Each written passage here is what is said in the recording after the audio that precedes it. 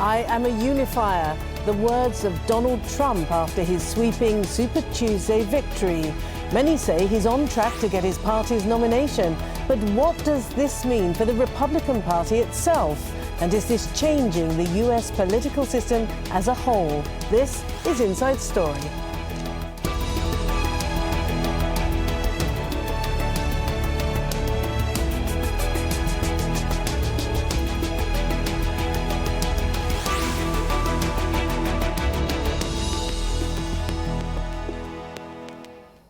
Hello and welcome to the programme. I'm Martine Dennis. Now, it's one of the most important dates on the presidential campaign trail, Super Tuesday, a day on which the greatest number of US states decide who will contest the next election. And given the result, it's Donald Trump and Hillary Clinton who've proven themselves to be the undisputed frontrunners. But both presidential hopefuls have moved one step closer to winning the most delegates and securing their party's nominations. And although their rivals have vowed to keep on fighting, it seems clear that this is becoming a two-horse race. Trump and Clinton will now be expected to show that they can unite their respective parties ahead of the next big test. That's on March the 15th.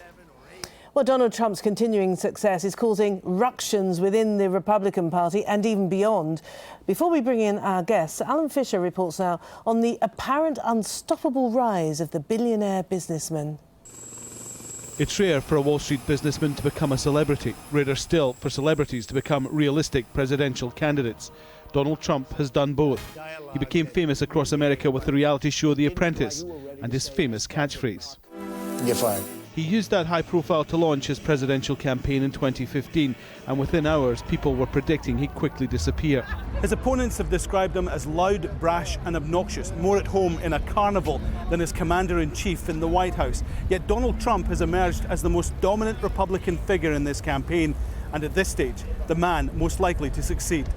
His support has grown. He's won in the primaries against more experienced, better organised campaigns. He is by far the most talked about politician in the US, if not around the world. And of the 3 billion searches a day on Google, one name dominates. There's consistently been a really high search interest in Donald Trump. Now, that might not be surprising. When he announced his candidacy, there was some very kind of controversial statements there that people wanted to search and find out a bit more about. But what we've seen is that initial, maybe it's curiosity, has given way to a kind of consistent position in search interest. Trump has been attacked at every stage of the campaign. He's criticised women, the disabled, Latinos, American ex-service personnel and Muslims. One writer says Trump has exposed a dark secret in American politics. Donald Trump is the answer to, I think, a lot of Republican questions about what would happen if we were just honest? What if we didn't beat around the bush about race or immigration or terrorism? What if we just said what we meant? What if, would we be punished for that? Would people be, would we be isolated from that? Would we be marginalized? And the answer is, at least according to Republican voters, no. There are many in the Republican Party horrified Trump is this close to the nomination, but one observer says it's a crisis of their own making. They thought that he was going to do himself in, so they all sort of sat back and waited for it. The reason they did that is they were afraid of alienating his supporters. It may well be too late. Trump continues to dominate the polls as the clearest route to the Republican nomination, and his supporters don't mind his policies are short on detail. They like what he says and how he says it, and they'd like to see him saying it from the White House. Alan Fisher, Al Jazeera, Houston, Texas.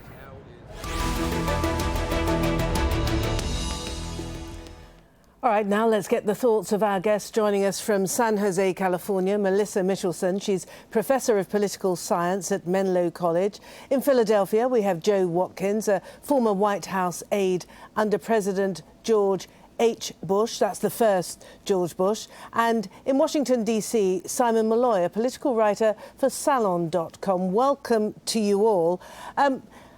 It's been such a remarkable moment, hasn't it, in the US presidential process. Can I start by getting your thoughts on where we are today? Melissa, can I start with you in San Jose? Sure. So as you mentioned in the intro segment, it's really looking like a two-person race right now, that the Republicans seem to be converging on Trump, the Democrats on Hillary Clinton. But really the two races are very different. I'd say that the convergence on the Democratic side is much stronger. Hillary, although she didn't win some states, she lost to Bernie Sanders in Colorado and Oklahoma, as well as his home state. But she's pulling way ahead in delegates and looking forward to the coming races this month in March, especially March 15th. She's going to probably continue to dominate and rack up her advantage in terms of delegates. But on the Republican side, it's actually much less clear, because although Trump is ahead, Cruz winning in Texas meant that he got a big chunk of delegates, and there are still a lot more delegates that could be won by an alternative to Trump. And so while, yes, he is the front runner, there's still some talk on the GOP side about, well, what would happen if there really is a convergence on an alternative candidate to Trump, and that all the votes and the delegates started going there. That looks more and more like that would be Cruz. And so there is still a possibility, although less likely after yesterday, that Trump could be pushed aside by somebody more traditional or more acceptable to the Republican establishment. And Joe, what's the word? How frightened perhaps is the Republican Party that this indeed is going to continue, this Trump roadshow is going to continue gathering the momentum that clearly he's displayed up until now, and could end up being the Republican presidential nomination? Well, that's something that a lot of Republicans are just trying to come to grips with. Certainly for establishment Republicans, they would probably prefer to see one of the establishment Republican candidates emerge as the Republican nominee. But we have a process in the United States that says whoever wins the delegates required to be the party's nominee is the nominee. So Donald Trump clearly is on a path to win the nomination at this point. And it's true. Indeed, if some of the other candidates got out of the race and it was a two-person race, and one person was the anti-Trump candidate, and then you had Donald Trump, it's possible that Donald Trump could be upended under those circumstances. But that's not likely to happen, because Ted Cruz had a strong showing for him. He won three contests on Super Tuesday. Marco Rubio won one. He won Minnesota, the caucus in Minnesota. He's not going to get out of the race because Florida is upcoming. That's a winner-take-all state, and it's important to him. He's got to win his home state, of course. But he's making the case that he came close in Virginia, he won Minnesota, and that he is the only viable alternative. After all, Ted Cruz, although he's an established United States senator, is not well liked by the establishment. He does not have a single endorsement from another U.S. senator, which is very unusual, whereas Marco Rubio has the support of many of his colleagues in the United States Senate and a whole host of establishment Republicans. John Kasich is not going to get out of the race either, because even though he has yet to win a single primary, he came close in Vermont, he came close in New Hampshire, and he thinks that he has a shot to win his home state of Ohio, which is also a winner-take-all state. So he'll stick around as well. A crowded field benefits Donald Trump. It means that as long as he's running against 3 or 4 other candidates, he's likely to continue on the path to winning the nomination. And Simon, this moment has been described as perhaps a crisis of existential proportions for the Republican Party. They've either got to get on board the Trump caravan or denounce him. I think that's absolutely right. You're seeing with what's happening with Donald Trump in the Republican primary, it is a long-running crisis within the GOP coming to a head. You have this candidate who was written off from the beginning as a brash and divisive person who had no chance is defying the wishes of the establishment. He's defying the establishment's preferred candidates, and he's actually putting together a fairly strong coalition of voters. He's winning evangelicals in the South. He's winning moderate voters in the North. He's winning Republican-leaning independents. He actually has the best coalition of Republican voters going forward to date. And a lot of it is being powered by this sense of alienation within the GOP that the party just isn't listening to them, that they're not able to make good on the promises that they made when running for Congress in 2010 and 2014 and promising to tear down the Obama agenda. And part of Trump's appeal is that he comes in and he says that he's going to go to Washington and kick out and break up the incompetence that's going on at the top, and you can't underestimate that appeal. And I think a lot of Republicans did that at the beginning of the primary season. Indeed. So, Joe, what is the Republican Party to do? Does it have to reorientate itself? Because its core messages that it would like to be putting to the people for this election are being lost, aren't they, in the great sound and fury of the Donald Trump campaign? He's not a Republican, is he? Well, Donald Trump has been a Democrat in the past, and actually he uses the fact that he has supported Democrats, certainly in the general election, he'll use that to his favor. But as far as the Republican Party is concerned, it really needs to consider how it realistically broadens its tent. The party can no longer move forward and expect to be competitive in national elections if it only represents a small slice of the American public. It's got to be a party that embraces women. It's got to be a party that embraces minorities, Latinos and African Americans and Asians. It's got to be a party that embraces young people, that is the Generation X group. It's got to be a party that embraces the LGBT community as well, and that welcomes them in and says, if you agree with us on fiscal matters, on our desire to balance the budget, and to improve our economy, then please join with us. Joe, the Republican Party is going to really have to reassess. But it hasn't got long, has it? And they're not going to be able to do this if they've got a character like Donald Trump leading the Republican charge. I mean, it's game over for the Republican Party as we know it, isn't it? Well, it'll be difficult to do this before the November 2016 election. OK, sorry, Melissa, you wanted to say something to that. That's one strategy, right, is for the Republican Party to broaden the tent, and that's what they had called for doing in their Growth and Opportunity Project report after the 2012 loss to Obama. But another alternative that some Republicans are looking to is, well, maybe what we really need to do is retrench, is to really speak to our base, and get more of those folks to vote. So it's not about widening the tent and reaching out to a shallower pool of active voters. Maybe it's about digging down into our supporters of basically white voters and white men that agree with us and are supporters of the Republican Party and could get behind a Trump candidacy and just get them to vote. And I think that's what Trump's argument is in terms of this increased turnout we're seeing in many of these GOP primaries. And that base isn't large enough, though. That base. Please go ahead, Joe.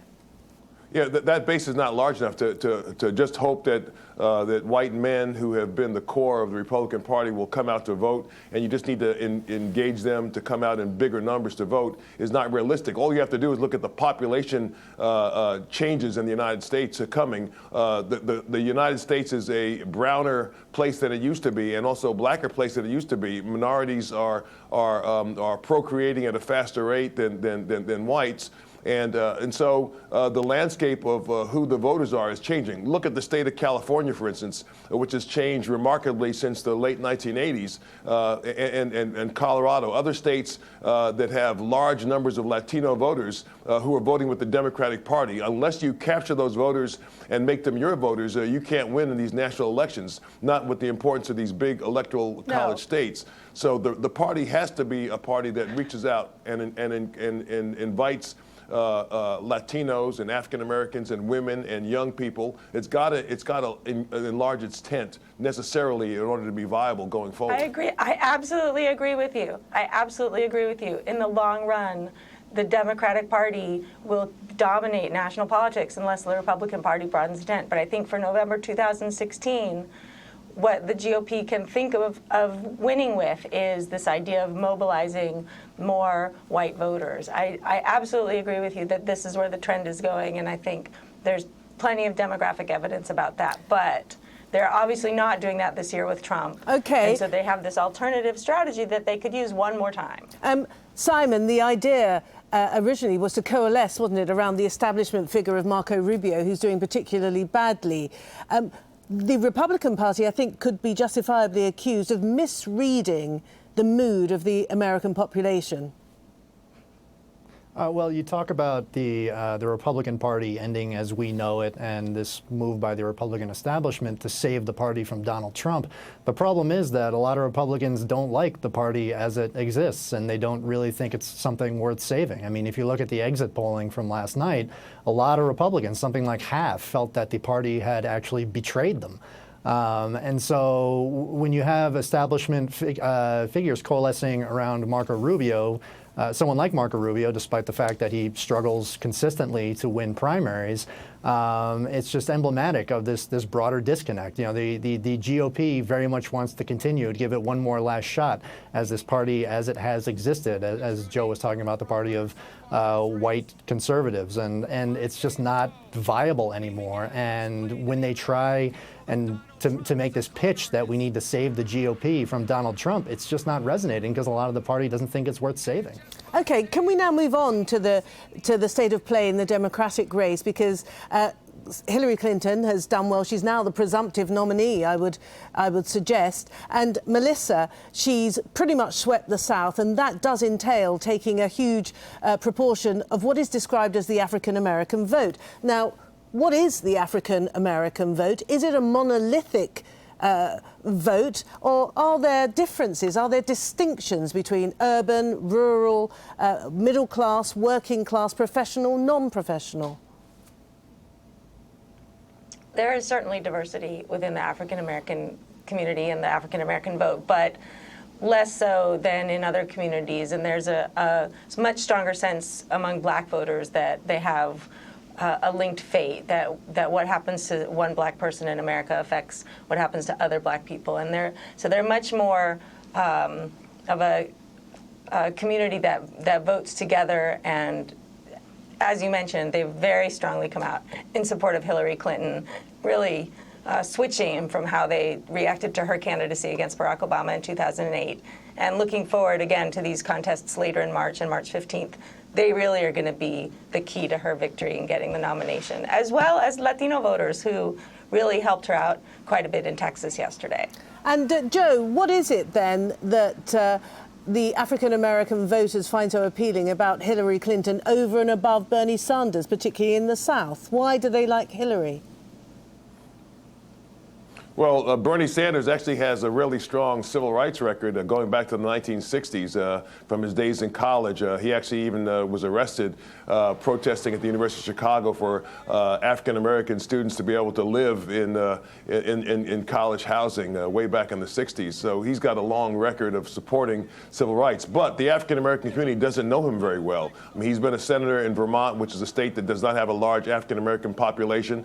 And African-Americans know Hillary Clinton and her husband Bill Clinton very, very well. And they like Hillary Clinton and admire Bill Clinton as well in big numbers. And so Hillary Clinton starts with a huge advantage. And certainly it was shown yesterday by her complete dominance in the South, where you have large percentages of African-American Democratic voters. So across all the different socioeconomic guidelines, African Americans voted for Hillary Clinton en masse yesterday, and will probably continue to do so.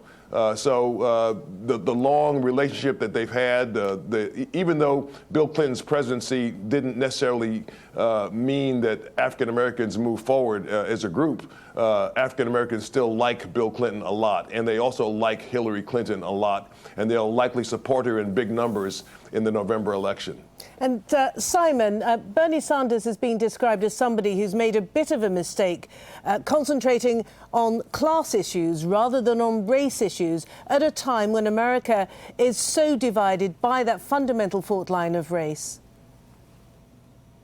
Well, yeah, I think the economic message is the core of Bernie Sanders' message, and so it makes sense that he would focus on that. He's very big on economic inequality and economic injustice, and he does try and expand that out into sort of the racial element of institutionalized racism and poverty and issues along those lines. I think, though, when you're looking at the Democratic primary, it's important to look at not just at which states that Bernie Sanders and Hillary Clinton won or lost, but how they won or lost them. Bernie did very well at the beginning of the primary and put a lot of pressure on Clinton because he was able to do very well in states that have very high percentages of white voters and liberal voters that make up the strongest part of his base. But as we saw last night, when you start moving into states that have more of the minority voters, the black voters and Hispanics that make up traditionally the Democratic base, Bernie continues to struggle, and that's a huge problem for him going forward, and one that he has to figure out some way to fix. Because unfortunately for him, not every state can be Iowa, New Hampshire, and Vermont. He's got to figure out a way to expand his message beyond the core group of supporters that he has right now. Melissa, the fact that both of the winners from Super Tuesday chose to hold their rallies in Florida means that they are casting forward, obviously, to the next big test, which is March the 15th. And Hillary Clinton has certainly made that pivot. She's now addressing her remarks directly at Donald Trump, and she's almost forgotten about Bernie Sanders. Is that it? Is it now between the two of them for the next 2 weeks? It really is pretty much Clinton's race at this point. I mean, the states that were going forward, there again are going to be large proportions of people of color, African American and Latino voters, and all of the prediction markets and all of the endorsements and the delegate gap as it is right now, all of it points to Clinton being the nominee. And so making that pivot for her is very logical. I also want to add that I think part of the reason that African-American voters are supporting her is because of her close ties with the Obama administration. And yes, black voters are fond of the Clintons and know her history and her husband's history, but there's also her history with our first black president. And Joe, I'm just wondering about whether Hillary Clinton has got the mettle, if you like, to come up against Donald Trump, because he's proven to be caustic in his rhetoric, and he doesn't stop at stooping low, does he? Has she got the mettle to fend him off, do you think? I think that Hillary Clinton is a battle-tested candidate. I mean, she's certainly been around presidential politics and national politics for a long time and has proved herself to be very capable, not only as Secretary of State, but in the U.S. Senate and also as First Lady of the United States. So she's a very capable person, and I'm sure will be a very, very able candidate in the fall if indeed she's up against Donald Trump. Donald Trump, it should be said, is an unusual candidate from the standpoint that he has different speeds. For the most part, in the early part of the campaign, we've seen him make a host of controversial remarks that you wouldn't think that candidates would make. But now, as he looks to be more assured of winning the nomination, or at least sees a path to winning the nomination, he's become more conciliatory in some of his comments towards some of his opponents, and you're likely to see this. And you're also likely to see him say things that will appeal to independents and moderates going forward, a more general election audience. So Donald Trump is still the underdog if he ends up being the nominee for the Republicans, but expect it to be a hotly contested race nonetheless in the fall. You've still got a large percentage of the American electorate that is unhappy about the economy. The labor force participation rate's only about 62.5%. That means that nearly 38% of those who can work are not working.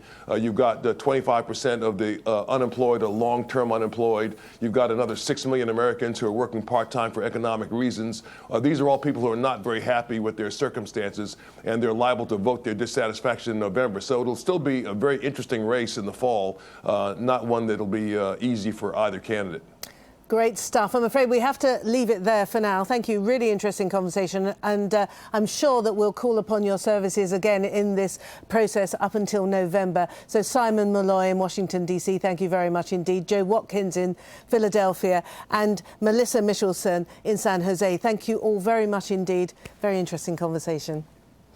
And of course, as ever, thank you for watching. You can see the programme again anytime by visiting our website, aljazeera.com. And for further discussion, you can go to our Facebook page. That's facebook.com/AJ Inside Story. You can also join the conversation on Twitter. Our handle, @Inside Story. But from me, Martine Dennis, and the whole team here in Doha, it's bye for now.